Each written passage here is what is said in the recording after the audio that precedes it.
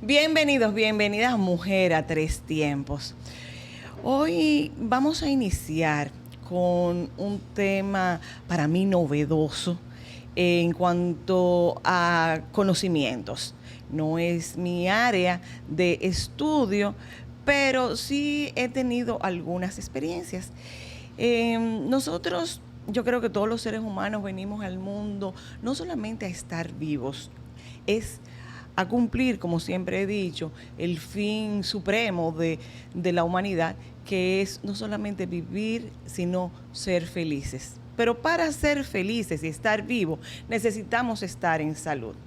La ciencia, gracias a Dios, pues nos ha permitido ir avanzando y la expectativa de vida del ser humano, pues se extiende, son muchos más los años que podemos vivir gracias a esos procedimientos que la ciencia pues va desarrollando, probando y pueden resolver esos problemas típicos de todos los que estamos vivos.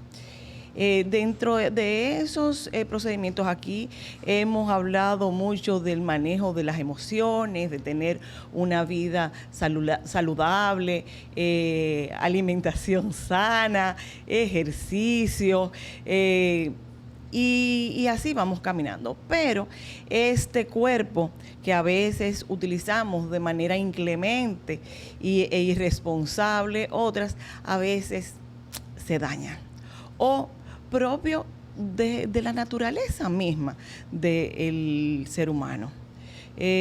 Yo no creo que he sido la persona más cuidadosa y respetuosa de mi cuerpo, pero tampoco la menos. O sea, yo no tomo alcohol, yo no fumo, yo no me trasnocho, no hago mucho ejercicio, eso es verdad, pero como saludable y eso. Pero cosas Carmen me está haciendo señas de que eso es embute, que yo como mucho dulce, es verdad. Pero, en fin, una vida más o menos saludable. En mi casa hay una serie de condimentos que no se utilizan y uno trata de ir ahí más o menos. Sin embargo, siendo todavía bastante joven, me vi precisada a tener cirugía, como el apéndice. ¿Por qué se enferma el apéndice? ¿Qué pude haber hecho yo para que se dañara el apéndice? Pues ni recuerdo. Pero el hecho de uno tener que someterse a un procedimiento invasivo como es una cirugía implica una serie de emociones, de sentimientos, de preocupación incluso de la familia, porque quizás, como diría doña Cantica, que llegó a los 100 años con su cuerpo intacto, ha llegado, ya tiene más de 100 años con su cuerpo intacto, nadie lo ha tocado. O como mi sobrina cuando se quejó muy intensamente porque, papi, dejaste que tocaran mi cuerpo porque le tuvieron que operar del apéndice. Quizás lo ideal es que lleguemos y vivamos a la vejez, al tiempo que se cumpla de estar en este plano sin que tocaran nuestro cuerpo. Quizás la vida sería más corta. Pero cada vez pues se vienen pues desarrollando nuevas técnicas, nuevos procedimientos a fin de que quizás sean menos invasivos, que nuestra recuperación sea más rápida. Eso es lo que yo me imagino, ¿verdad? O sea, quizás de las operaciones que ha sufrido mi cuerpo, la histerectomía fue la más dolorosa, porque fue la extirpación de un órgano y mi cuerpo lo reclamaba su órgano. O sea, es una cosa impresionante cómo funciona la energía y las emociones y su correlación con el cuerpo. Recuerdo que pasaron casi 6 semanas antes de yo incorporarme a la vida más o menos normal. Yo le digo a mi hijo todavía, que tiene 32 años, que todavía siento el dolor del epidural de cuando me hicieron la cesárea. Pero todas esas son conjeturas. El hecho es que sin apéndice o sin útero, ¿verdad que sí? Con un hijo con cesárea, yo estoy aquí, de lo más bien, de lo más feliz, y doy gracias a Dios y doy gracias a la ciencia. Pero vamos a conocer algunos detalles más sobre todas estas innovaciones, y es por eso que hemos invitado al doctor Dorian Félix. Bienvenido a Mujer a Tres Tiempos, Dorian. Muchísimas gracias a toda la audiencia. Me cuentan que no solamente es médico, sino que es cirujano, y que aparte de ser cirujano ya hay una especialidad que es un tipo de cirugía específica. Sí, dentro de la cirugía general, que es mi carrera, está la laparoscopía. Algunos le llaman ya laparoscopía avanzada, cuando ya se pueden hacer procedimientos más complejos por vía laparoscópica, pero en sentido general es la cirugía laparoscópica. O también conocida como cirugía mínimamente invasiva, precisamente por lo que usted comentaba hace poco, del tema de incisiones pequeñas para mejorar la recuperación del cuerpo, para que ésta sea más rápido, con menos dolencias a futuro y en el presente. Sí, porque muchas veces, o sea, hablo yo como paciente, quizás lo que nos preocupa no es la extirpación del órgano o la solución del problema, sino todos los procedimientos que forman parte de esa intervención, como son la anestesia, como es la cicatrización, como es el tiempo de recuperación. Claro. Bueno, ya que usted menciona anestesia, la cirugía no pudiese avanzar si no avanza la anestesia. También en la actualidad tenemos tanto técnicas como medicamentos mucho más avanzados de lo que se contaban en el pasado, lo cual ha hecho que la cirugía sea mucho más segura. El paciente también tiene un pre, un trans y un post quirúrgico mucho más agradable, gracias a todos esos medicamentos y la mejoría de la técnica. Ok, entonces ahí vamos ganando. O sea, las incisiones con la cirugía laparoscópica, pues me dice que las incisiones son más pequeñas. Así es. A pesar de que muchas veces decimos la cirugía laparoscópica como cirugía cerrada, pero realmente no. Tenemos que abordar la cavidad, ya sea abdomen, tórax, los ortopedas lo hacen en las articulaciones, pero estas incisiones son mucho más pequeñas. Estamos hablando de que por lo regular se utilizan trocar, es el puerto, así es como se llama, un trocar, de 5 milímetros y de 10 milímetros. Esos son los más frecuentes.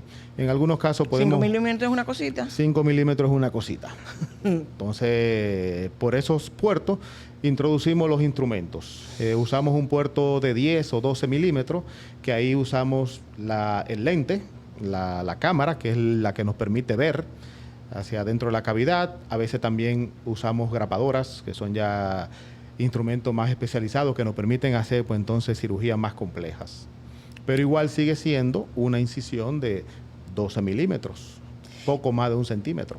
Ok, por lo tanto, el tema de la cicatrización es menos... El tema de dolor, hay estudios que han visto, porque hay veces que la gente dice, cónchale, para hacer un apéndice, yo hago una incisioncita de 1 pulgada, 2 centímetros y medio. Y tú usas 3 trocar. Un trocar de 1 centímetro, 1.2, ¿verdad? Más otro 2 de 5 milímetros. Estamos hablando de lo mismo, prácticamente 2 centímetros y algo en sumatoria. Sin embargo, se ha visto que la respuesta del organismo no es así, sino en cuanto a la incisión lineal. La respuesta inflamatoria que lleva el cuerpo es exponencial al cubo, a diferencia de una incisión grande versus una incisión pequeña. Y los riesgos, por ejemplo, de hemorragias y ese tipo Entonces, de cosas. obviamente, con una incisión más pequeña tenemos menos incidencia de hemorragias, menos incidencias de infecciones en el sitio quirúrgico, menos dolor, el principal, lo cual me lleva a una recuperación mucho más rápida del paciente a su vida normal. Esas son las cosas en el presente, pero también a futuro tengo menos incidencia de hernias, que es el gran problema de las grandes incisiones.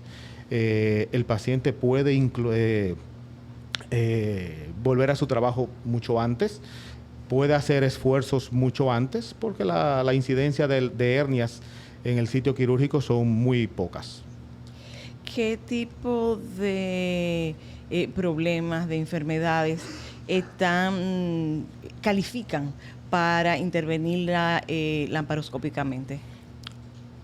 Le diría que lo primero es el entrenamiento y el equipamiento del cirujano, porque una de las cosas que ha marcado la diferencia es que cada día tenemos instrumentos más especializados que nos permiten hacer maniobras que antes eran, vamos a decir, casi imposibles. Y también la misma destreza del cirujano, que cada vez más se entrena en esta área. Y de hecho ya prácticamente en la actualidad los cirujanos generales casi todos trabajan de una u otra manera desde un principio de su entrenamiento en cirugía con cirugía laparoscópica. Limitancias sería básicamente que no se pueda introducir con seguridad los trocar en la cavidad abdominal. Por ejemplo, si uno tiene un abdomen muy distendido por problemas de, por ejemplo, las obstrucciones intestinales, que para eso uno hace los estudios previos y tiene gran dilatación de las asas en el área donde uno debe de introducir los trocar, pues entonces uno trata de evitarlo. Pero incluso así hay técnicas, que si uno utiliza una técnica, entre comillas, abierta, pero realmente lo que es que bajo visión directa uno llega hasta la cavidad abdominal por una incisión pequeña y entonces luego introduce el trocar sin necesidad de usar el punzón que trae el trocar y hacerlo a ciegas. Y entonces ya cada vez más tenemos procedimientos que antes eran contraindicación de cirugía laparoscópica, que hoy en día prácticamente es la primera indicación de una cirugía laparoscópica. Por ejemplo, bridas y adherencia, que son una causa frecuente de obstrucciones. Pero si yo hago esa cirugía por vía abierta, la cirugía abierta es causa de bridas y adherencia. Entonces, si yo lo hago por la misma vía, en un futuro ese paciente volverá a tener bridas y adherencia. Entonces, lo ideal es yo abordar esa patología, por ejemplo, por vía laparoscópica, disminuyendo el riesgo de que me vuelva a hacer esas adherencias en un futuro. Que el camino ocasione más daño que la enfermedad misma. Cuando hablamos de laparoscopía y cirugía de laparoscopia, ¿hablamos solamente de abdomen? No. Laparoscopía, la palabra en sí, láparo, sí tiene que ver su etimología con abdomen. Pero en realidad las cirugías endoscópicas se pueden hacer en cualquier cavidad, ya sea una cavidad real o una cavidad virtual que uno la haga real. Por ejemplo, el abdomen es una cavidad. El tórax es una cavidad. Entonces ahí tenemos en abdomen, llamamos laparoscopía. En tórax llamamos toracoscopía. Las rodillas, las articulaciones, tenemos la artroscopía en diferentes articulaciones. Pero, por ejemplo, para cirugía de hernias, hay una de las técnicas donde uno no llega a la cavidad abdominal, sino que lo hace disecando los tejidos que existen y uno crea el espacio. Y entonces, ¿por qué? Necesito un espacio libre de órganos donde solo haya aire para yo poder visualizar donde tengo que trabajar y no lesionar los órganos que estén en el medio. De hecho, por eso usamos un gas para hacer que las cavidades, eso en el caso de abdomen, de las hernias, usamos un gas para distender el abdomen y entonces que los órganos no queden debajo y nosotros tener una cúpula sin órganos en el medio donde podamos visualizar la patología que estamos tratando. En el caso del tórax no necesito el gas porque, por ejemplo, el tórax no es mi especialidad, eso lo hacen los cirujanos torácicos. Pero, por ejemplo, ellos no necesitan del gas porque el tórax, como es una cavidad que tiene una pared ósea, mantiene su forma. Sencillamente ellos tienen técnicas en cuanto a la anestesia. Ahí volvemos a hablar de lo importante que es la anestesia hoy en día. Los anestesiólogos utilizan técnicas especiales de intubación donde seleccionan cuál pulmón ventilar para que ese otro pulmón entonces no se ventile y ellos poder tener el espacio. En la cavidad, por ejemplo, las articulaciones, los artroscopistas utilizan líquido, utilizan agua para mantener el espacio visible. Y hay otras cirugías endoscópicas, por ejemplo, los neurocirujanos que están utilizando trabajar sobre la silla turca, sobre la hipófisis, y lo hacen a través de la nariz con el equipo de laparoscopía o de cirugía endoscópica, por decirlo así, porque ya en ese caso no se llamaría láparo, pero sí por la misma técnica. Ok, si entiendo bien, son muchas y diversas las enfermedades y las situaciones que pueden, o sea, de diferentes disciplinas. O sea, estamos hablando de abdomen, estamos hablando de los problemas neurológicos, de también problemas ortopédicos. También se pueden, cardíacos, también se utiliza no, bueno, todavía para temas cardíacos no estamos tanto en la parte de cirugía endoscópica. Los cirujanos cardiovasculares sí usan mucho el cateterismo. Okay, que es diferente. Es diferente. Y por el mismo cateterismo pueden hacer diferentes procedimientos, pueden hacer ablaciones, pueden poner stent, pueden hacer inclusive válvulas que estén pegadas, pueden despegarla hasta cierto punto. Pero ya es otra técnica, no es por endoscopía. La cirugía endoscópica por sí sola, el término escopía significa ver. Okay. Es nosotros ver a través de un lente y una cámara que lo convierte entonces en una imagen en un televisor. Entonces ya eso es un asunto del especialista en esa área de poder sugerir una cirugía tradicional o utilizar la laparoscópica o endoscópica. Claro que sí. Okay. Sí, el cirujano ahora también, el paciente también está en todo el derecho, y más ahora que estamos en la época de la globalización y las redes, el paciente averigua. El paciente llega al consultorio diciendo, doctor, mire, yo tengo esto y yo necesito hacerme esto y esto. O sea, entonces así mismo como el paciente averigua, que también lo que pasa que con respeto, con altura, pero le puede... vamos a decir que mostrar esa inquietud a su médico y decirle, doctor, mire, ¿y ese se puede hacer por cirugía laparoscópica ese procedimiento o no? Y ahí entonces el médico le dice, bueno, sí, por esto o no, por tal o cual cosa. Sí, no es candidato. Pero sí, incluso, por ejemplo, también los ginecólogos, en el caso de muchas patologías de la mujer, que cada vez más los ginecólogos están entrando dentro de ese mundo. Y en un principio lo hacemos o lo hacemos todavía en conjunto. Operamos juntos, ya sea, por ejemplo, si hay bridas y adherencias que usualmente, sobre todo pacientes que han sido cesareadas, que han tenido procedimientos anteriores, y entonces pues el manejo de ciertos órganos, colon, asas intestinales, lo manejamos los cirujanos generales, y ya el ginecólogo entonces maneja sus órganos, útero, trompas, ovarios, y ahí hacemos la cirugía en conjunto. Pero también muchas veces, si la paciente no lo sabe, lo desconoce, tampoco le va a pedir a su ginecólogo si puede tener ese procedimiento hecho por vía laparoscópica. Okay. ¿Hay alguna condición especial que que sea un requisito del paciente para poder calificar en una intervención laparoscópica o endoscópica?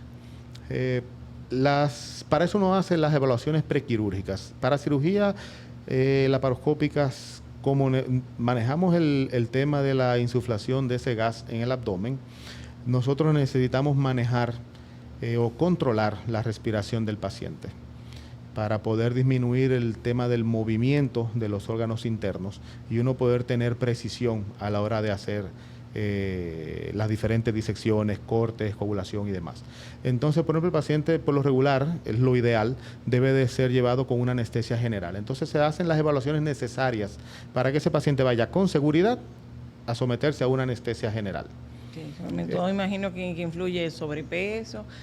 Claro, tenemos sobrepeso, tenemos la evaluación cardiovascular, que es la primordial para cualquier procedimiento, porque la gente piensa en una cirugía, pero la cirugía per se, nada más cuando uno le dicen a uno, necesita cirugía, ya uno está estresado. Uy, sí.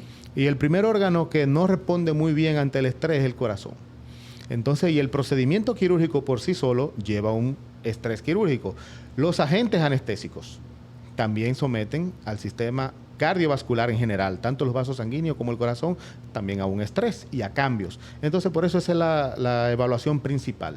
Pero también, como mencioné, si yo voy a llevar una anestesia general, necesito entonces que esos pulmones también estén bien. Entonces, ahí tengo una evaluación por neumología, que me diga que ese paciente puede tolerarme adecuadamente.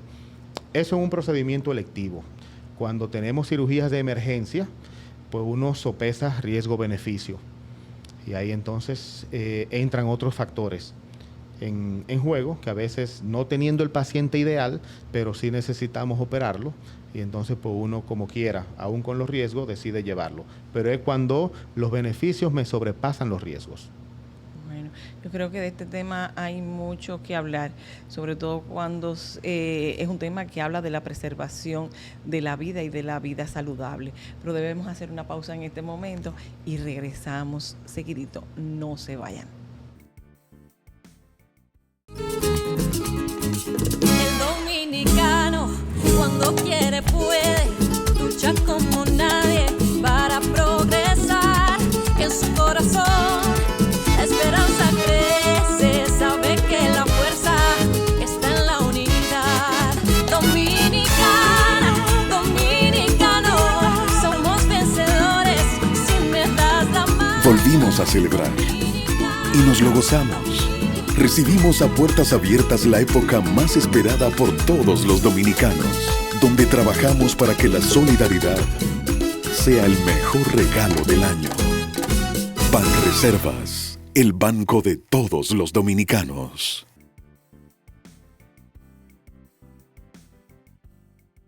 Gracias por permanecer con nosotros en Mujer a Tres Tiempos, y hoy pues acompañada del doctor Dorian Félix, cirujano laparoscópico. Sí, porque uno piensa como lámpara y no es lámpara, es lapa. Eso es un relajo interno, debo decir, lamparoscopía. Lamparoscopía. Entonces, ese procedimiento mínimamente invasivo, que ya hay muchos problemas de salud que requieren intervención pues más profunda, que ya no es simplemente la terapia con fármacos o con terapia física, sino que hay que entrar. Pero ya no entramos tumbando las paredes y las puertas, sino muy discretamente por unos huequitos. Entramos por un hoyito. Miramos brechando prácticamente. Éxito. ¿Qué tan exitosa se ha demostrado este procedimiento, doctor? Del cielo a la tierra, la diferencia. De hecho, eso es lo que ha provocado el crecimiento rápido, y también que la gran apertura a lo que abarca la cirugía laparoscópica en cuanto a patologías. En sus inicios, de hecho, la cirugía laparoscópica, aunque ustedes no lo crean, sus inicios hacen más de 100 años, pero comenzaron puramente diagnóstico, para observar. Había poca tecnología en cuanto al tema número uno, la luz. Estamos entrando en un sitio que es oscuro, que no hay la visibilidad correcta por los órganos, así que luego cuando se inventaron el tema de insuflar gas, que al principio se hacía inclusive manual, después fue que se logró diseñar un equipo que insuflara automático. Pero sí, el avance en la laparoscopía prácticamente de los 80, 85, fue la primera vesícula laparoscópica, que diríamos que ese fue el punto clave del inicio, de donde se vio la importancia, que en el pasado una cirugía de vesícula era una cirugía sumamente traumática. Eso era un rajado de punta a punta. Se cortaban los músculos del abdomen, que obviamente la recuperación de ese paciente era lenta y probablemente nunca 100%, porque ya tiene una lesión, hay una mutilación, por decirlo así. Entonces, cuando se vio que esto era posible por pequeños orificios, tanto en seguridad, que es lo principal, ese es uno de los factores que siempre ha frenado el avance de la cirugía laparoscópica. Hasta que un procedimiento no se pueda hacer con seguridad, no se pasa a tomar como un gold estándar la vía laparoscópica. Los instrumentos, como he dicho, cada vez tenemos instrumentos más especializados, de mejor calidad, que nos permiten mucho más movimiento, tratar de simular con mayor destreza el movimiento natural de nuestras manos.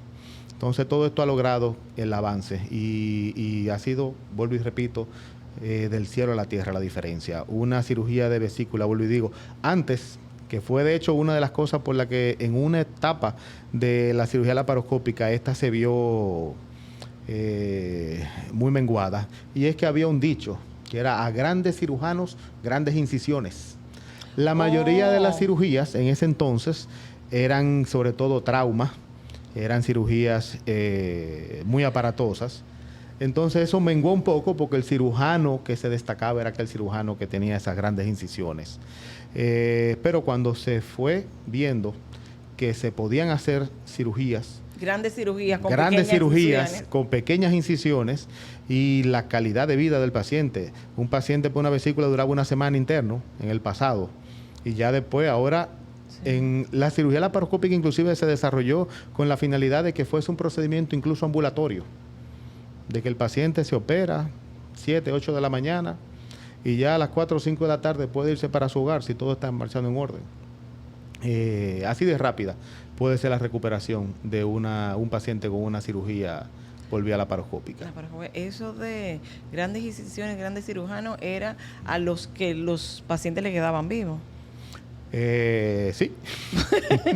Sí, o sea, porque uno se pone a ver una gran incisión, significa un gran riesgo para el paciente. Claro. Y también para el mismo médico. O sea, mantener pues estable en una intervención que conlleva un tiempo de anestesia muy largo, entonces lo convertía casi en héroes o heroínas. Sí, y también, pero también el otro factor importante era las complicaciones de esa cirugía a largo plazo. Sí. Entonces tenían mucho sangrado, muchas infecciones de la herida, pero entonces obviamente no es lo mismo una infección en una incisioncita pequeña que prácticamente drena sola, una incisión grande que abarca prácticamente el abdomen completo, que eran la mayoría de las incisiones.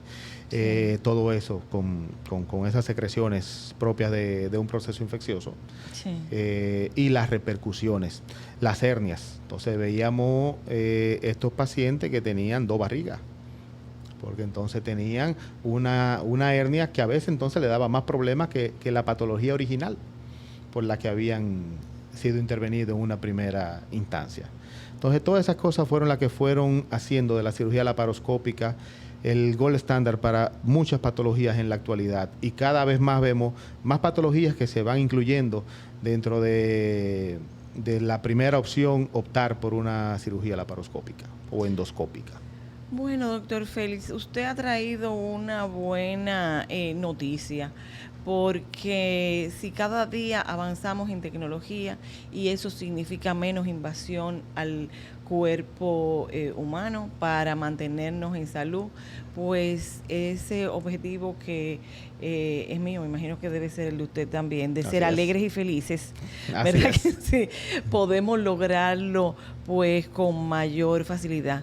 Gracias a Dios que pone la sabiduría en los hombres para que desarrollen estas técnicas, y gracias a ustedes que deciden elegir carreras que implican tanto estudio, tanto sacrificio, y ya lo comprometo desde ahora pues para que nos cuente eso. O sea, como una gente, señores, ustedes saben lo que es estudiar medicina, eso es largo y eso es sacrificado, para después tener que hacer una especialidad y dentro de la especialidad una subespecialidad. Es un camino. Entonces, pero eso vamos a dejarlo, lo comprometo. ¿Usted va a venir a contarme todo eso? Con todo gusto. Bueno, ya él se comprometió, se me traba la lengua, porque eso cuando hablan de cirugía y de abrir cuerpo y cosas de esas, pero ya ahora es más fácil. Así que muchísimas gracias. Yo espero que siempre tenerlo aquí para que hablemos de eso y no vernos en el quirófano, pero y que si nos veamos en el quirófano sea para una cortadita chiquita y no una abertura muy grande, muy riesgosa.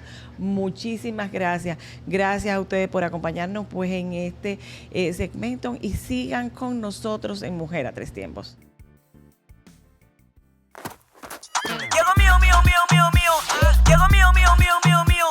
Si tú quieres talante y quieres resolver, Reserva trajo algo que te va a poner a valer. Mío, dile adiós al FT. Mío, dile adiós al FT. Llegó mío.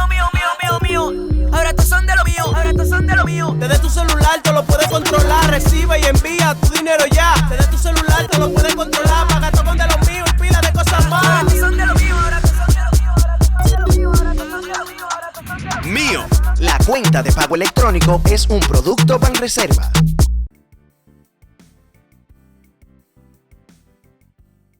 Gracias por acompañarnos en Mujer a Tres Tiempos y esperarnos hasta esta entrevista central, donde recibimos como siempre a una mujer. Nosotros decimos de que en tres tiempos, pero realmente generalmente son mujeres de muchos tiempos, de muchas facetas. Para mí es un inmenso placer recibir a doña Diana Rodríguez. Bienvenida, Mujer a Tres Tiempos, Diana. Muchas gracias. Para mí es un placer estar con ustedes hoy en este programa. Si tú tuvieras dentro de todas esas facetas de tu vida que elegir tres que son las más significativas en tu vida, ¿de cuáles hablarías? Facetas. ¿O tiempos? Tiempos. ¿Momentos? Mira, yo recuerdo con mucha alegría mi época de la universidad. Fue una época que cuando pienso en ella, me sonrío por dentro, me sonrío por fuera, porque fue una época en que crucé el umbral como cruza cualquier jovencita a la época adulta. En nuestra época era como ya eres grande, ya estás en la universidad. Y estar en la universidad, conocer gente, sentirme como adulta, como dueña, en control de mi vida, en control de mis decisiones, ya uno comenzaba realmente a tomar decisiones, elegir una carrera, elegir de lo que uno realmente iba a vivir. Y tuve una etapa en que tuve dudas, si ser médico, si ser psicóloga. Me terminé inclinando por la psicología, pero ya esa etapa donde uno comienza a coger ese control de uno mismo, a mí me hizo realmente muy feliz. Ahí cultivé mis amistades con las que me relaciono más bien hoy en día. Al elegir mi carrera, me fui inclinando por la parte con que a nivel laboral me iba realmente a tratar. Y es una época, para mí, de verdad, con muchas gratificaciones. ¿Y otra? ¿Cuál otra? ¿Cuál otra?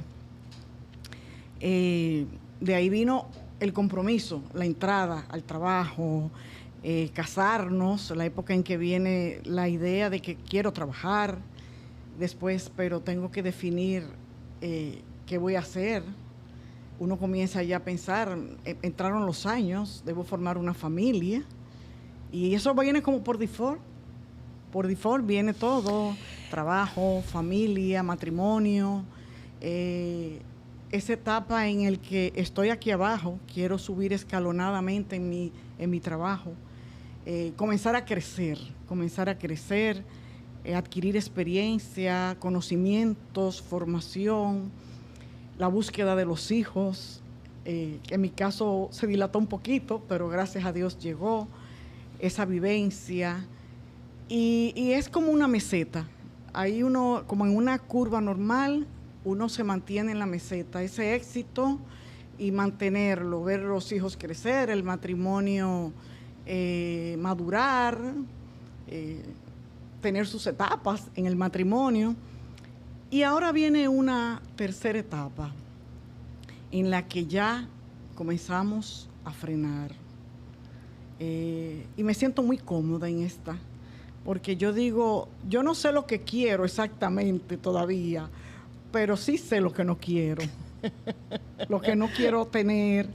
Y esa etapa en la que uno dice, estoy viviendo el futuro y ya nos estamos adentrando en ella, mirar para atrás y ver el legado que de alguna forma tenemos un legado, los baby boomers. Y frenar un poco, comenzar a coger las cosas suaves, ver cómo enseñamos los que vienen detrás de nosotros y pedirle a Dios salud. Ya más que todo es como pedirle a Dios salud, porque lo que íbamos a lograr lo logramos. Y estoy entrando en esta tercera etapa que me hace sentir muy bien. Me hace sentir muy bien porque ya pasé todo lo que iba a pasar, pienso yo. Y es tiempo como de comenzar a recogerme, claro, tengo que seguir en el mercado, tengo que seguir la vida, pero desde una perspectiva distinta que realmente siento que me está dando mucha paz. Okay. Según lo que me explicas, entonces veo mucha pasión y una pasión que viene desde el origen de tu formación en relación a lo que es tu carrera.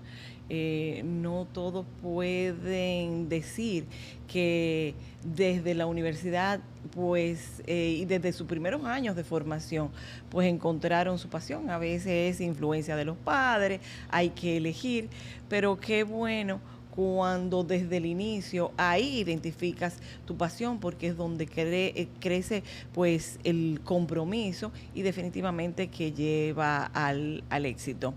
Sin embargo, en lo que puedo saber de ti, siendo hija única hembra en tu familia, de una familia corta, que pudiera decir que eras una niña consentida, has sabido luchar en la vida por lo que quieres.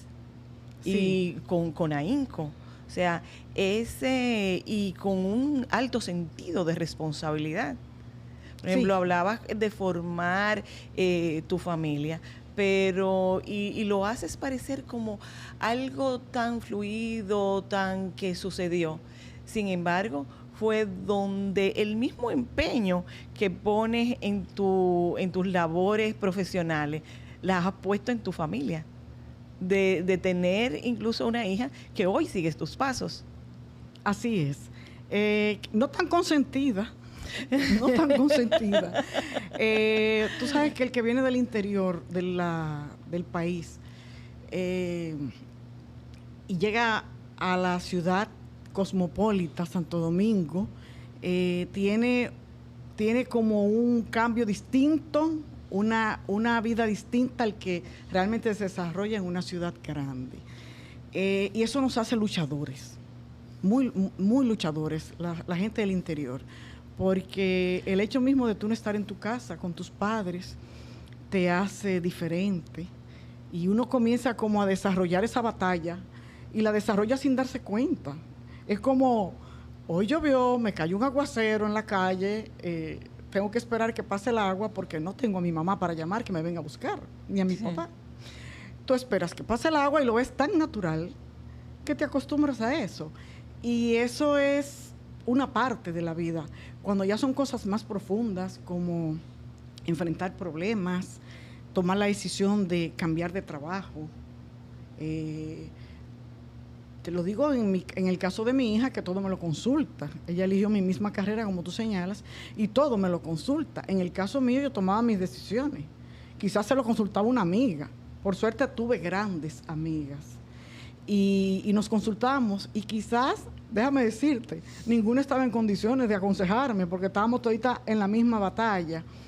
Sin embargo, eso nos hizo fuertes, nos hizo firmes,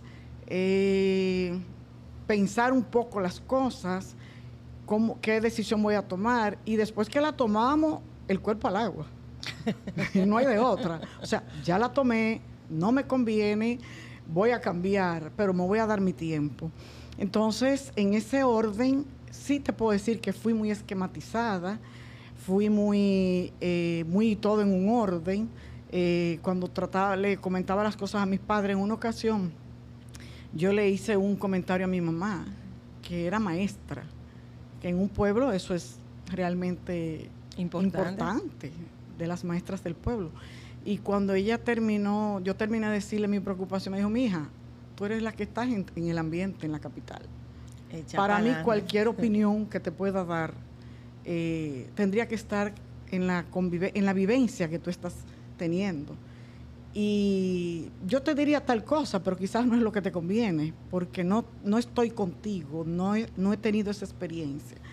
Y a partir de ese momento yo dije, sí, es cierto, para ella le va a dar mucha brega entender quizás por dónde me tengo que ir, sí, porque no está conmigo, no está en el día a día viviendo, sí, el tema. Sí, son esos momentos que uno siente como soledad, sin embargo, es como el empuje que te permite hacerte más fuerte y más empoderado de tus propias decisiones. Eso que mencionas es muy significativo. A veces uno ve los profesionales de mucho éxito y sobre todo cuando vienes así a vivir a una ciudad diferente, donde no estás viviendo con tu familia, no tienes el apoyo y la protección de la familia. Es ahí donde uno tiene que agarrar a Dios por los pies, ¿verdad? Y confiar en uno y la protección que le puede dar. En esos momentos, me imagino que, porque me identifico contigo, que poder sentir miedo, soledad, cuestionamientos, y entonces también cuando uno pertenece a clase media, que pudo ir a unos centros quizás más cómodos para uno, pero nos pusieron en la universidad del Estado, con todos los conflictos, pero que hoy agradecemos inmensamente porque nos preparó para la vida. Como yo digo, muy orgullosa de mi alma mater. Sí, me sí. enseñó todo. Me dio la carrera, pero también me hizo dura. Porque te puedo decir, antes de eso, mi bachillerato fue un internado, que guardo unos recuerdos bellísimos, pero era muy niña, muy protegida. Y quizás me protegieron más que como pudo haberme protegido mi mamá.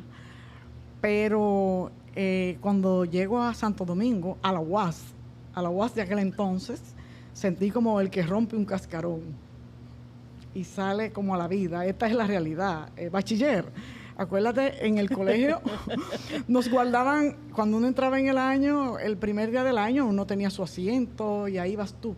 Cuando llegas a la UAS es bachiller. Nunca ningún profesor me dijo mi nombre.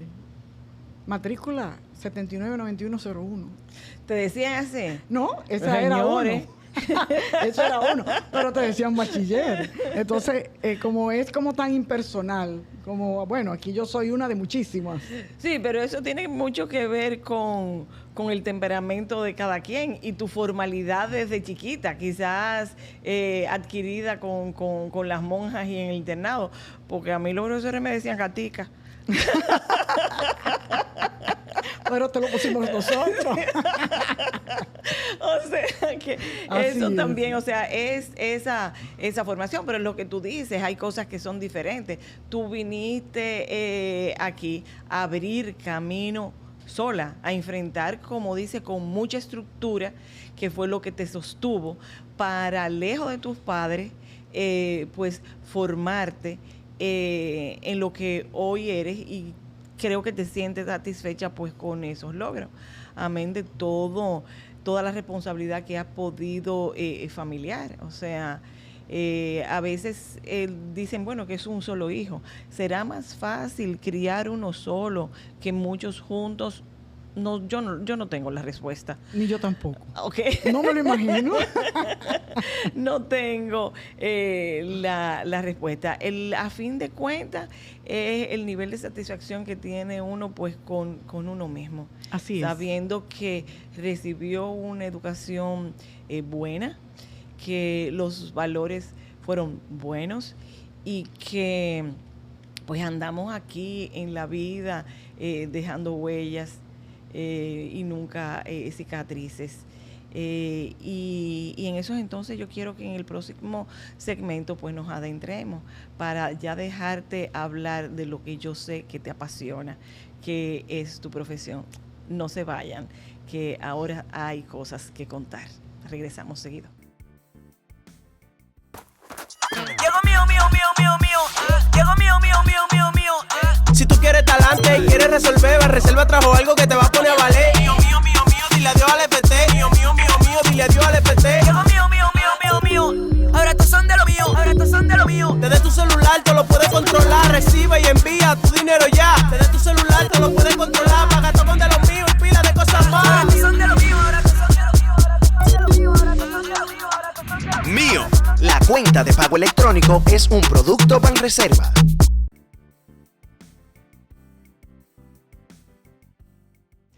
Gracias por continuar con nosotros en Mujer a Tres Tiempos, y en nuestra entrevista central pues tenemos a la licenciada Diana Rodríguez, una mujer que vino del este, ¿verdad que sí? Del este. Pero no de Punta Cana. Pero no de Punta Cana, no, a romper corozo en la UAS, ¿verdad? Y hacerse la mujer formada y admirable que hoy es. Que por más que yo trato de desacreditarla, no lo logro, porque por donde quiera que pasa, deja pues una estela de responsabilidad. Para mí que soy tan informal y tan quizás excesiva, pero una mujer hecha y derecha, de la que don Miguel y doña Consuelo sé que se sienten sumamente orgullosos. Entonces escogiste dentro de psicología, pues irte por el área industrial, se llamaba. Ahora ya eso ha cambiado, ¿verdad? Sí, pero sigue siendo lo mismo. Pero en mi época era psicología industrial. Ok. ¿Y por qué psicología industrial? ¿Por qué no clínica, con tan buenos profesores en clínica? Déjame decirte que nunca me pasó por la mente ser clínica. Y en la época en que yo elegí la especialización industrial, eso era incipiente en el país. Sí. Muy incipiente. De hecho, tuve amigas de la universidad y amigas del bachillerato me dijeron, Diana, ¿de qué tú vas a vivir? Porque eso no da cuarto. Tú no tienes empresa.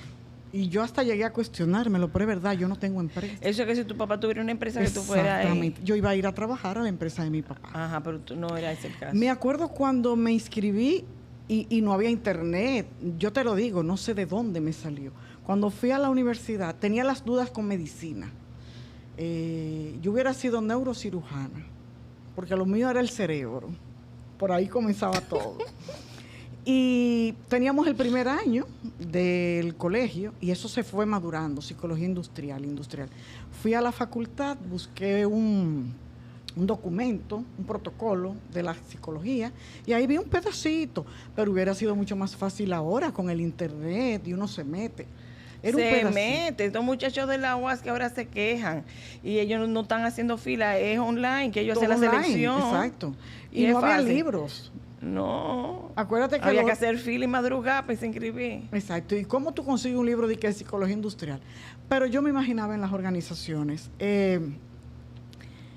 Felizmente hice mi carrera con no había una especialización como ahora. Mi hija estudió psicología organizacional con una especialidad directa. Nosotros comenzamos a juntar materias de la Facultad de Administración de Empresas. Y sí había una materia o dos, psicología industrial, pero era juntando materias. Y salí psicóloga general. Esa era la titulación que me daban. Que si era psicóloga, realmente yo sabía algo de psicología industrial, mucha psicología clínica, mucha, porque en la UAS tuvimos excelentes profesores. Sí. Y era como hasta para entrar en dudas. Y psicología general, educativa. Vino una maestría, la primera maestría del país. En tus estudios, entonces, ¿tú nunca dijiste anatomofisiología neuroendocrina los sábados a las 7 de la mañana en el Paraninfo de Medicina? Anatomofisiología neuroendocrina. Así es. Ahí nos juntaban todas las materias de medicina en una sola. Me encantó, porque yo tenía esa tendencia a la medicina. Diana, sábado a las 7 de la mañana y te encantó. No importaba. Acuérdate que yo era una gente, mira, un soldado. Y me encantaba la materia. Y acuérdate de las del profesor Enerio, que eran más fuertes. Y la estadística. No, pero no tanto como conducta animal. ¿Tú diste conducta animal? Claro que sí. ¿Inyectaste el ratoncito? No lo hice. Entonces, por suerte, yo inmediatamente terminó la psicología general, salgo graduada en psicología, abren aquí una maestría, la primera maestría del país. Fue un ensayo interesante para los que no nos fuimos del país. Nos permitió organizar un poco las ideas.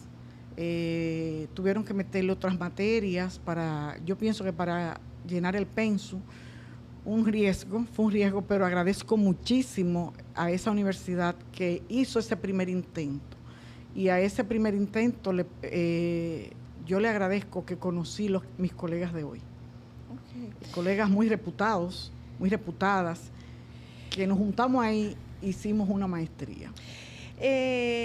Hoy se llama gestión humana, capital humano, ya no es tanto como recursos humanos. ¿Qué tanto ha cambiado el manejo o el trabajo de la persona que está a cargo de este ambiente del personal, que es lo que a final de cuentas pues va a impactar de manera casi determinante en el éxito de una empresa? ¿Cuáles son esos puntitos, Diana, que representan un desafío para el gestor humano hoy día? Mira, hay cosas que siguen igual. Tenemos un código de trabajo laboral de los años 90, que se revisó en los años 90, y seguimos direccionándonos con ese código. O sea que las cosas en ese sentido son las mismas. ¿Cuál es el mismo reto? Código de trabajo es el único que ha habido en el país? O sea, no, se revisó en los años 90, creo que en el año 91. Fue la última revisión, actualización. Entonces, imagínate, ahí no han cambiado las normas, las normativas no han cambiado. Y una parte importante en recursos humanos es la normativa a la que tenemos que regirnos como las organizaciones, porque hay que legislar. Y el derecho laboral es una materia y es un principio para regirse en las organizaciones. Pero, ¿qué ha cambiado? La gente. La gente ha cambiado. Nosotros somos baby boomers. Vino la generación X.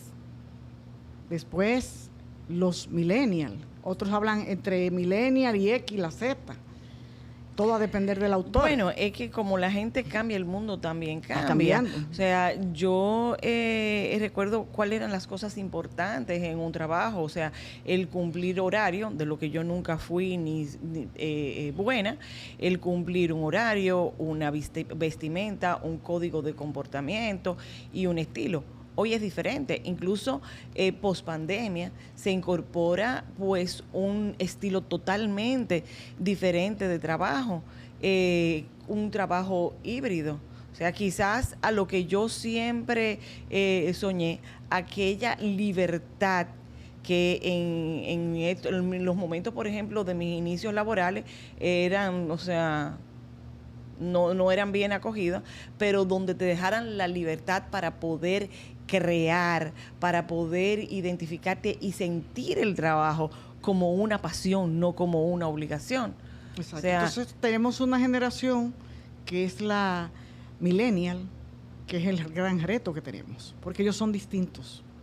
Ellos son distintos y tenemos ese reto dentro de la empresa. ¿Qué hace diferentes a los millennials? Mira, Sí. el millennial es una persona muy ecológica.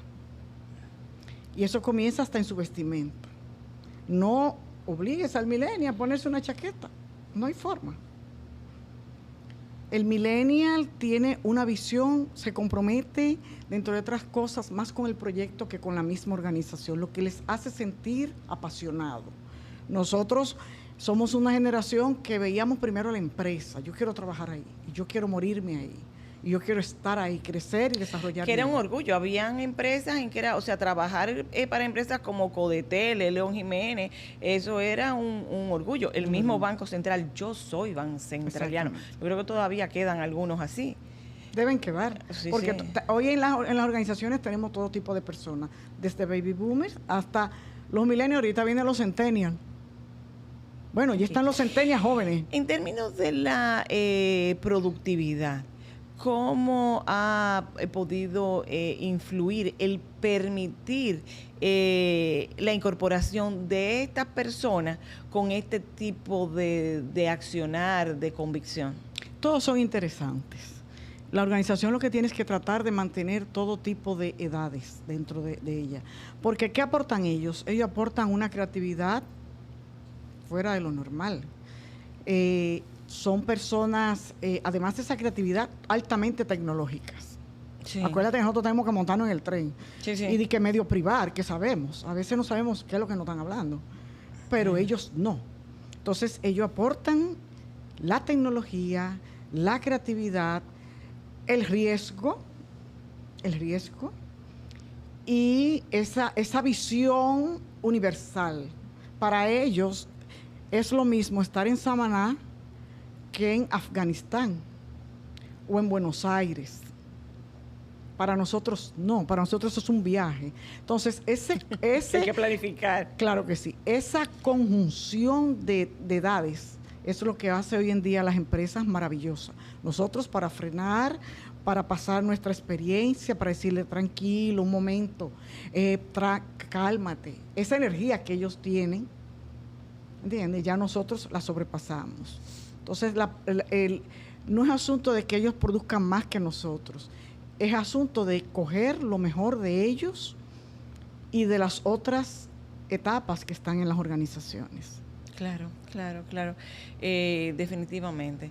Hay que crear el balance, hay que crear esa sinergia y complementar. Yo creo que una institución compuesta por la experiencia y la creatividad, la innovación, el ímpetu que tienen los jóvenes de hoy en día, pues pueden hacer empresas cada vez más fuertes, con muchísimos mejores resultados.